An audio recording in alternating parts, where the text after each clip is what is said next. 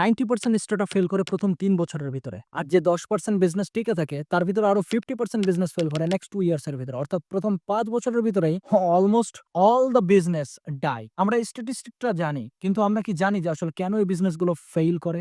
বড় একটা রিজন হচ্ছে টপ লাইনে ফোকাস না করা। What is top line? Top line মানে হচ্ছে সেলস এ ফোকাস না করা। আপনার 90% ইনফেক্ট আমি বলি যে 95% আমার ক্লায়েন্টদেরকে বলি 95% টাইম আর 95% এফোর্ট, 95% এনার্জি আর 95% স্ট্র্যাটেজি কাজ করা উচিত 95% ফোকাস দিয়ে just to increase your top line, just to increase your sales. Because আপনি যদি আপনার সেলসটা ইনক্রিজ করতে পারেন, বাকি যে প্রবলেমগুলো থাকে অপারেশনস অ্যান্ড আদার ডিপার্টমেন্ট গুলো ম্যানেজ করার ক্ষেত্রে it will take care of itself. If you have cash flow in your business there is no problem, but if you do not have cash flow, এই cash flow না থাকার কারণে business fail করে and business dead সিচুয়েশনে চলে যায়। সুতরাং আপনি যদি একজন এন্টারপ্রেনিউর হয়ে থাকেন তাহলে ইমিডিয়েটলি 95% ফোকাস আপনি গ্যাদার করেন আর এখনই এই মুহূর্তে আপনার টপ লাইনকে রাইট লাইনে নিয়ে আসার জন্য কাজ শুরু করেন।